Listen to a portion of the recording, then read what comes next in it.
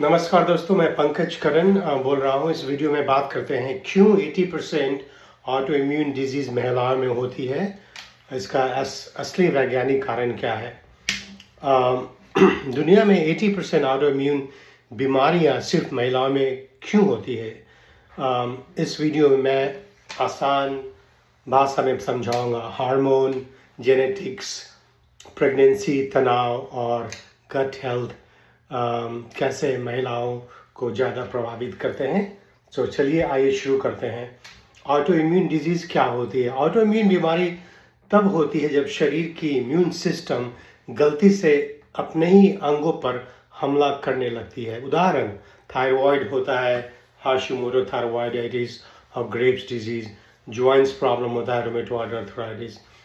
Skin auto immune हो गया, vitiligo, psoriasis, brain और नर्व्स, मल्टीपल स्क्लेरोसिस। पूरे शरीर में लूपस हो सकता है। सलाइवरी ग्लैंड जोग्रेन सिंड्रोम की वजह से हो सकता है। ये दीर्घकालिक और जटिल बीमारियां होती हैं और चौंकाने वाली बात यह है कि इसके 80% मरीज महिलाएं होती है।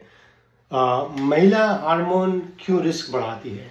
एस्ट्रोजन महिलाओं को इम्यून सिस्टम को मजबूत बनाता है।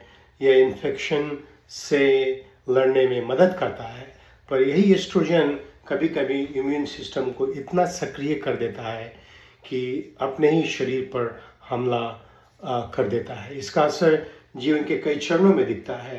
प्यूबर्टी पर बीमारियां शुरू होती है, प्रेगनेंसी में लक्षण बदलता है, डिलीवरी के बाद ऑटो इम्यून फ्लेयर अप होता है, मेनोपॉज के बाद जो बदलाव होते हैं उससे भी इफेक्ट होता है। इससे विपरीत जो टेस्टोस्टेरोन हार्मोन होता है, पुरुष हार्मोन, इम्यून सिस्टम को शांत रखता है, इसलिए पुरुषों में ऑटो इम्यून बीमारियां काफ़ी कम होती हैं। एक्स क्रोमोसोम का रोल। महिलाओं के पास 2 एक्स क्रोमोसोम होते हैं, पुरुषों के पास केवल एक। एक्स क्रोमोसोम में इम्यून रिस्पॉन्स से जुड़े कई जीन्स होते हैं। कभी कभी महिलाओं में दोनों एक्स क्रोमोसोम कुछ इम्यून जीन्स को एक्टिवेट करते हैं। इससे इम्यून सिस्टम ज़रूरत से ज़्यादा सक्रिय हो जाता है। यही वजह लूपस जैसी बीमारियां अधिक जोखिम देती है। प्रेगनेंसी के दौरान इम्यून सिस्टम में बड़े बदलाव होते हैं। प्रेगनेंसी में इम्यून सिस्टम को पूरी तरह से एडजस्ट करना पड़ता है ताकि शरीर के बच्चे को रिजेक्ट ना कर दें। प्रेगनेंसी के बाद इम्यून सिस्टम के दौरान रिबाउंड होता है। इस समय फ्लेयर अप बहुत कॉमन है। और एक दिलचस्प बात, बच्चों की कुछ कोशिकाएं सेल्स माँ के शरीर में सालों तक रहती है। माइक्रो खिमेरिज्म बोला जाता है। ये भी ऑटो इम्यून डिजीज के विकास में भूमिका निभा सकती है। पर्यावरण के कारण महिलाओं पर अधिक असर होते हैं। ट्रिगर्स अक्सर ऑटो इम्यून डिजीज को एक्टिवेट करते हैं। ये ट्रिगर्स महिलाओं को ज़्यादा प्रभावित करती हैं। वायरल इन्फेक्शन हुआ, हाई स्ट्रेस हुआ, hormonal birth control, cosmetic products में हार्मोन डिस्टरप्टिंग केमिकल्स होते हैं।